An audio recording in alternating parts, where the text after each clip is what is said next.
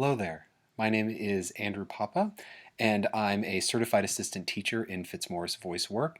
And I wanted to take this opportunity to read you something that I've written over the past few weeks. I call it Breath and Literacy, a Call to Action. Here it goes. Reading is like breathing in, and writing is like breathing out. That's a quote from Pam Allen, who's the founder of Lit World, which is a nonprofit organization focused on literary empowerment for children. And it's a quote that's been resonating with me a lot lately, and I wanted to take this opportunity to explain how I experience the connection between literacy and breath, which is such a bedrock of our work in the Fitzmaurice community. This relationship between breath and literacy is not necessarily a new one. One of Harper Lee's most iconic characters, Scout Finch, even makes a similar connection in To Kill a Mockingbird when she says, quote, "Until I feared I would lose it, I never loved to read. One does not love breathing." Now, this lack of love for breathing may or may not be true for the Fitzmaurice community, but it does highlight how much we can take for granted something that we do so regularly we don't even think about it. And it makes a phrase that I'm pained to hear so much these days, "I can't breathe," all that more powerful. With everything, and I mean everything, going on around the world these days, be it racial injustice and economic uncertainty, this unthinkable disease, political upheaval, or just a general sense of uneasiness, uncertainty, anxiety, depression, fear, something that stands out to me is that we seem to be losing our sense of nuance. And I include myself in that.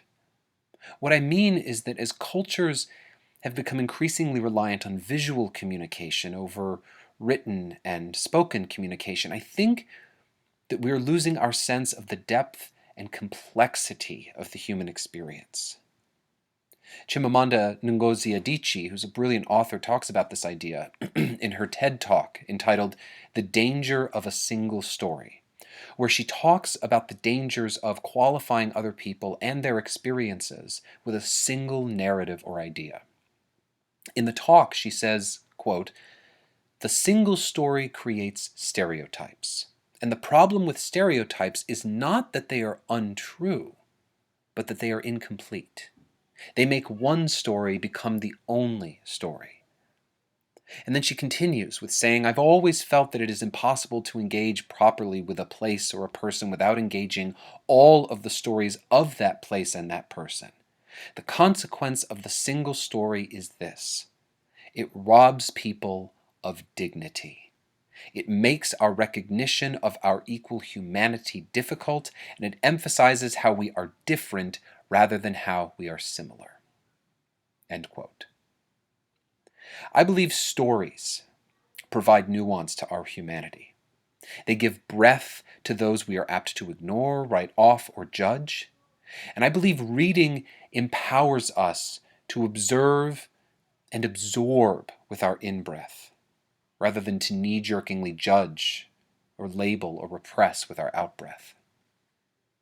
What makes breath so foundational to our work in the Fitzmaurice community is that it is equally necessary for listening as it is for speaking and singing.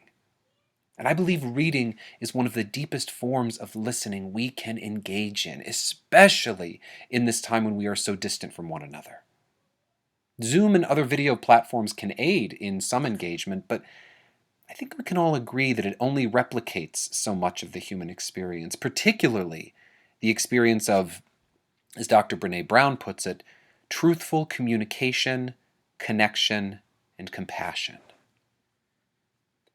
There's a practice that's becoming unfortunately commonplace these days called doom scrolling. This is where we find ourselves in a constant purge of negative information, usually through social media and other similar outlets.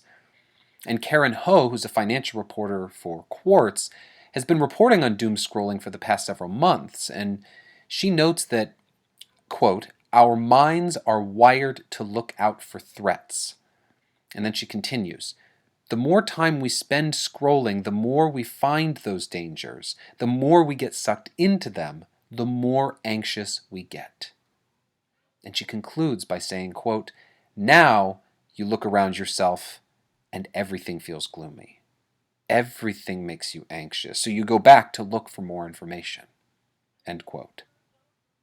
So with this idea in mind, as controversial as it may sound, I want to propose that I don't necessarily see all forms of reading as equal. So with that, here's my call to action. As much as for myself as for this lovely community. Read books, and in particular, read fiction, read poetry, read plays, read fairy tales and fantasy if you'd like. Either way, immerse yourself in the possibilities of what if for a while, instead of what is. Because I believe that by breathing in great stories, we can begin to engage with our world more humanely and empathetically, with more breath. And now a few thoughts on this call to action. As my late mother-in-law, who was a former librarian, used to say, all book reading is reading, and no one should feel shame about what they read. And I agree. And yet, these are also different times. So I challenge you, if you don't already, to read the incredible breadth of literary works by BIPOC artists. I embolden you to look into the works of Tommy Orange, Celeste Ng, Min Jing Lee, Nathaniel Mackey, Juno Diaz, Jesmond Ward, Colson Whitehead, and the countless other voices that give voice, that give breath to otherwise marginalized people and cultures. For those of us who are privileged enough to be able to read, lest we forget that there are millions that cannot, I want to acknowledge the two biggest roadblocks that I hear again and again about reading: time and money. And first, in addressing time, I could not empathize more that time is straining these days. I have an almost 3-year-old at home with no chance of daycares opening up anytime soon, so I am dramatically short on time myself. And yet, the data shows that 20 minutes of reading each day, no more than what it might take to meditate or enjoy a cup of tea or coffee, 20 minutes of reading a day equates to 1.8 million words a year. And if the economics of buying books can feel overwhelming, let alone selecting the right books, then I encourage you to do something you may or may not already do. Reach out to your public library. Because believe it or not, in these hard times, public libraries are tirelessly working to aid their communities and serve those in need. And you may be surprised at the immense level of resources, print and digital, right at your fingertips, just down the road at your public library. So with that, I humbly ask for one more plea. We, as performance artists, as speakers, as singers, as educators, are so used to engaging in person that when it is not possible, pandemic or not, we desperately need to find ways of engaging with our community. It is essential that we read, so that when we do all meet again, we meet with more nuance, more breath, more life, and more love, so that we may give others the space they need to breathe their stories. One of my daughter's favorite books right now is called Scaredy Monster, which is a series about a child monster confronting their fears. And at the beginning of one of their most recent ebooks that came out, it states, quote, even when you are stuck at home, books and your imagination can take you anywhere. And when the world feels a little scary, remember that there is a lot of bravery in you. End quote. That sentiment certainly gives me the room these days to breathe. Take care of yourselves.